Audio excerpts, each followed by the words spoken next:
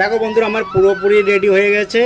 চলো তোমাদেরকে দেখাচ্ছি। দেখো, আর এই দেখো আমার বিরিয়ানিটা পুরো রেডি হয়েছে। দেখো কত সুন্দর লাগছে। আর আমার মনার আজকে বার্থডেতে আজকে বিরিয়ানি করা হলো, দেখতেই পাচ্ছ।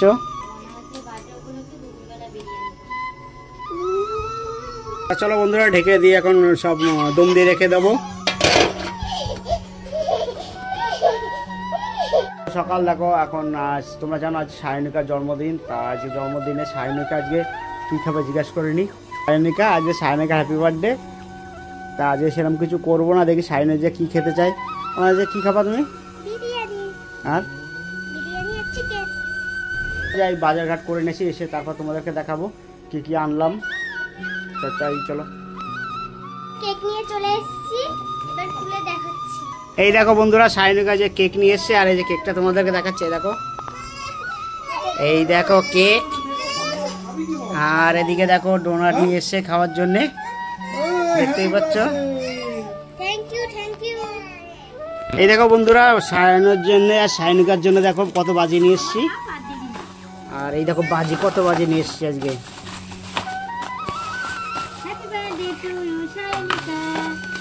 দেখো এই দেখো সায়নের বাজি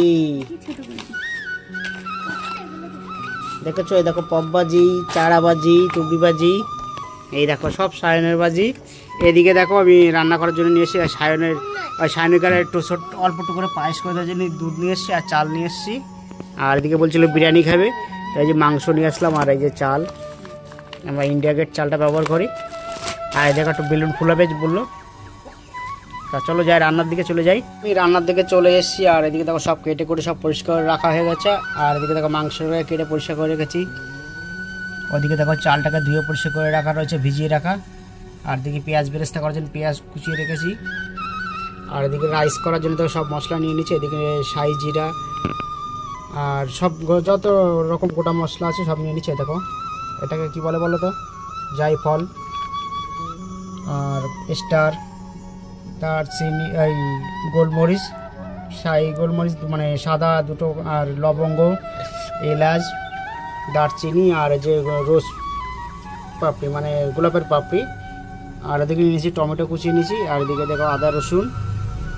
আর এদিকে তোমরা তো দেখেই তো বুঝতে পারছো কী কী নিয়েছি। লঙ্কার গুঁড়ো, জিরের গুঁড়ো, হলুদ এবং ধনের গুঁড়ো। আর এদিকে দেখো আলুগুলো কেটে নিয়েছি পরিষ্কার করে। আর এদিকে দেখো প্রেশার কুকারে ওই আদা রসুন দিয়ে পেস্ট দিয়ে দিয়েছি। আর কিছুটা শুকনো লঙ্কার গুঁড়ো দিয়েছি, আর সামান্য লবণ আর একটু হলুদ। এবার আমি এর মধ্যে সব আলুগুলো দিয়ে দেবো এক এক করে করে। যে আলুগুলো দুটো সিটি মারিয়ে নেবো। তা চলো আলুগুলো বসিয়ে দিই। এদিকে দেখো আলুগুলো প্রেশার কুকারে বসিয়ে দিয়েছি। নুন হলুদ মাখিয়ে নিলাম। এবার মাংসটাকে ভালো করে নুন হলুদ মাখিয়ে নেবো আমি। মাখিয়ে নিয়ে তারপর তোমাদেরকে দেখা। গ্যাসটাকে ধরিয়ে নেবো। গ্যাসটাকে ধরিয়ে নিয়েছি। আর এদিকে দেখো মাংসতে আবার নুন হলুদ মাখানো হয়ে গেছে। আর মাংসটাকে আমি ফ্রাই করে নেবো। দেখো বন্ধুরা আমার তেলটা গরম হয়ে গেছে। আর আমি এখন তেলটাকে একটু হালকা করে নাড়িয়ে নেবো। আর মাংসটাকে ফ্রাই করার জন্যে মাংসটাকে আজ ডিপ ফ্রাই করে নেবো আমি। এই দেখো এক এক করে মাংসগুলো দিয়ে দেবো সব আমি গরম তেলের মধ্যে।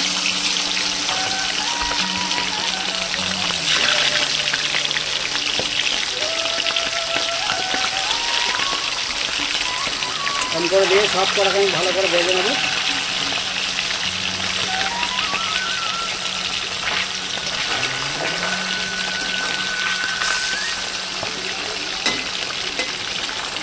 দেখতেই পাচ্ছ বন্ধুরা আমার মাংস ফ্রাইটা হয়ে গেছে। আমি এক করে সব তুলে নেবো, এরকম করে সব তুলে নেবো। দেখো এরকম করে ভাজা হয়েছে সব।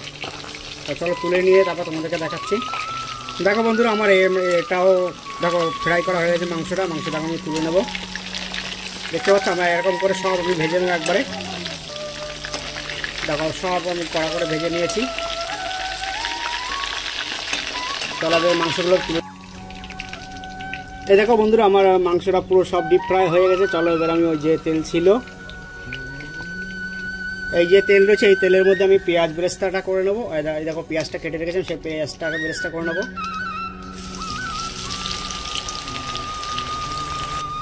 দেখো বন্ধুরা আমার পেঁয়াজ বেরেস্তাটা হয়ে গেছে। আমি এখন নামিয়ে নেবো।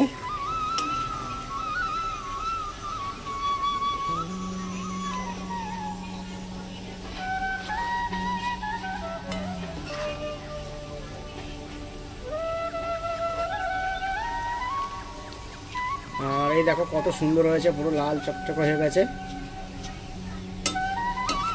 আর যতটা আমার পেঁয়াজ বেরেস্তা রয়েছে আমি এর মধ্যে দিয়ে দেবো এখন আদা রসুন পেস্টটা।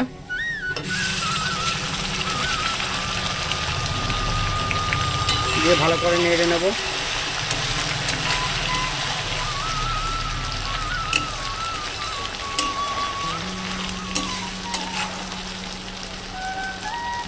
এবার বন্ধুরা দিয়ে দেবো টমেটো কুচিটা।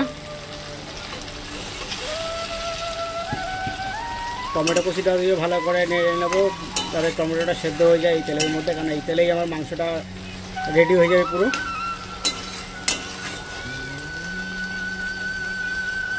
আর এদিকে দেখো আমার আদা রসুনটা গন্ধটা চলে গেছে, আর এদিকে আমার টমেটোটাও সেদ্ধ হয়ে গেছে। আর আমি এখন দিয়ে দেবো লঙ্কার গুঁড়ো, জিরের গুঁড়ো, হলুদ সবই দিয়ে দেবো, গুঁড়ো মশলাগুলো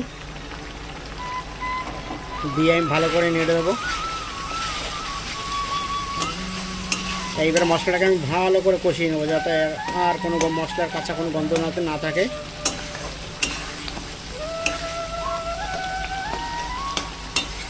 আর এই মশলাটাকে অবশ্য কষানোর সময় আমাদের গ্যাসের ফ্লেমটা একটু লো করে নিতে হবে, নাহলে মশলাটা পুড়ে যাবে।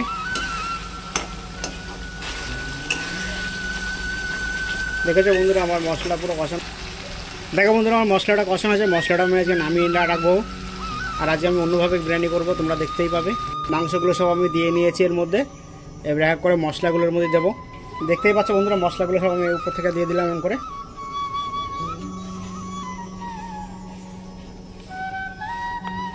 এমন করে সব মশলাটা দিয়ে নেবো পুরোটা। আর এদিকে দেখো বন্ধুরা সেই আলু যে বয়েল করে রেখেছিলাম সেই আলুগুলো আমি দিয়ে দেবো এর মধ্যে। আর এবার দিয়ে দেবো আমি সেই গরম দুধ, এবার গরম দুধটা আমি দিয়ে দেবো এর মধ্যে।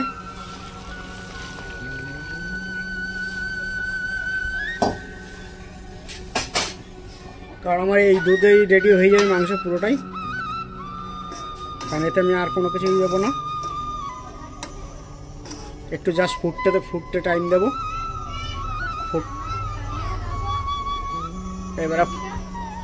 এবারে ফোটার পরে আমি তোমাদেরকে দেখাচ্ছি। আর আমি এই মাংস ফুটনোর মধ্যে আমি 1 চামচ গোলাপ জল দিয়ে দেবো, আর 1 চামচ দিয়ে দেবো কেওড়া জল। দেখো বন্ধুরা মাংসটা আমার হয়ে গেছে, আর আমি এখন একটু গরম মশলা ছিটিয়ে দেবো উপর থেকে।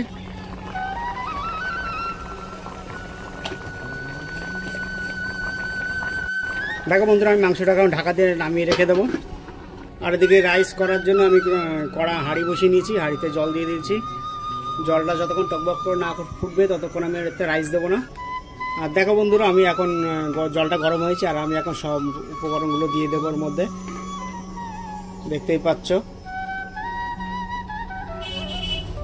শাহি জিরে নিয়েছি, দারচিনি, লবঙ্গ, এলাচ, গোলমরিচ,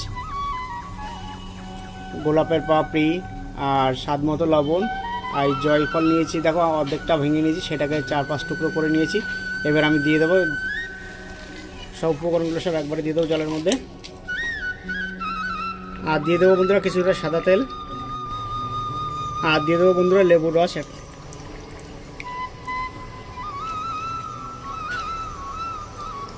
আর লেবুর রসটা দিলে দেখবে একটা ভাত একটার সঙ্গে ভাঙবে না বা জোড়া লেগে যাবে না। দেখো বন্ধুরা আমার জলটা টকবক করে ফুটে গেছে। আর এদিকে দেখো আমি যে রাইসটা ভিজিয়ে রেখেছিলাম, দেখো ভিজে লম্বা লম্বা হয়ে গেছে। আমি 1 ঘন্টা আগে ভিজিয়ে রেখেছিলাম। তা চলো এখন এই রাইসটা দিয়ে দেবো।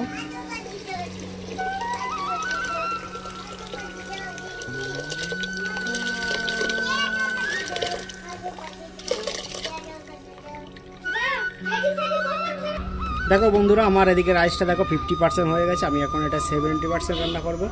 দেখতেই পাচ্ছ কি লম্বা লম্বা হয়েছে ভাত দানাগুলো। আর দেখো একটার সঙ্গে একটা লাগবে না, চলো তোমাদের রেডি করে তারপর দেখাবো। আর এই দেখো বন্ধুরা আমার 70% হয়ে গেছে। আমি এখন ভাত একটা করে লেয়ার দিয়ে নেব। দেখো বন্ধুরা আমি এক করে এম করে লেয়ার করে দিয়ে নেব। আমি এইভাবে সব ভাত করে লেয়ার দিয়ে নেবো, কারণ 70% করে নিয়েছি আমি। পুরো কুক করে নিইনি, কারণ পুরো করলে ভাত পুরো একদম নরম হয়ে যাবে, যেন এটা আতপ চাল দিয়ে করছি আমি। আর এদিকে দেখো আমি মশলাগুলো এরকম করে দিয়ে নেবো উপর থেকে, লেয়ারে করবো যার জন্যে। আমি আবার একটা লেয়ার দিয়ে নেব। দেখো আমি আবার লেয়ার দিয়ে দিচ্ছি ওই ভাতের উপরেই।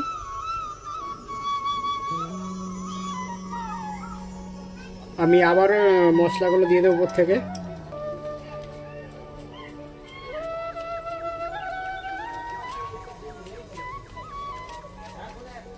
আর যে বেরেস্তাগুলো করে রেখেছেন বেরেস্তাগুলো দিয়ে দেবো উপর থেকে, কারণ আমি ধনেপাতা দিলাম না, ধনেপাতা মনা খায় না, যার জন্য ওর ইচ্ছে মতো করা হচ্ছে আজকে।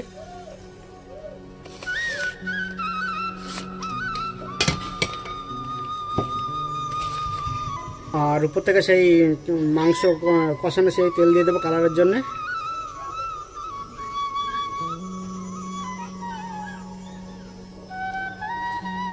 দেখো বন্ধুরা আমার পুরোপুরি রেডি হয়ে গেছে, চলো তোমাদেরকে দেখাচ্ছি। দেখো, আর এই দেখো আমার বিরিয়ানিটা পুরো রেডি হয়েছে, দেখো কত সুন্দর লাগছে। আর আমার মনার আজকে বার্থডেতে আজকে বিরিয়ানি করা হলো, দেখতেই পাচ্ছ।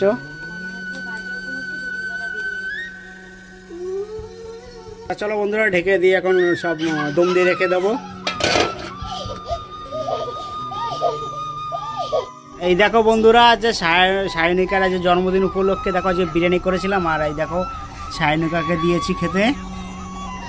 আমার খাও, খেয়ে বলবা কেমন হয়েছে। আর ওইদিকে দেখো সায়নও দেখো খেতে বসে। দেখো বাবা তুমি কি খাচ্ছ, তুমি কি খাচ্ছ বলে দাও। আর ওদিকে দেখো সায়ন মাও বসে গেছে আজকে খেতে একই সাথে। আজকে রবিবার তাই সবাই মিলে আজকে একই সাথে খেতে বসলাম। আর আজ করেছে সায়নিকার জন্মদিন উপলক্ষে বিরিয়ানি। তো বিরিয়ানিটা দেখে তো সেই লাগছে, আর চালটাও এত সুন্দর সরু, তোমাদের কি বলবো। আর বিরিয়ানিটা দেখে এত সুন্দর লাগে, নিশ্চয়ই ভালো হবে। চলো বন্ধুরা। আর এই দেখো সায়নিকা খাচ্ছে, দেখো কোনো ভাতের সঙ্গে, দেখো একটা ভাতের সঙ্গে একটা ভাত কোনোটাই লাগেনি, সব একদম দেখেই বুঝতেই পারছো তোমরা। সায়নিকা কেমন হয়েছে? খুব সুন্দর হয়েছে, দারুণ। তা আমার জন্মদিনের উপলক্ষে এই বিরিয়ানিটা হয়েছে। এই বিরিয়ানির ব্লগটা তোমাদের কিরকম লাগলো? যদি ভালো লেগে থাকে তাহলে লাইক, সাবস্ক্রাইব আর কমেন্ট করে দিও।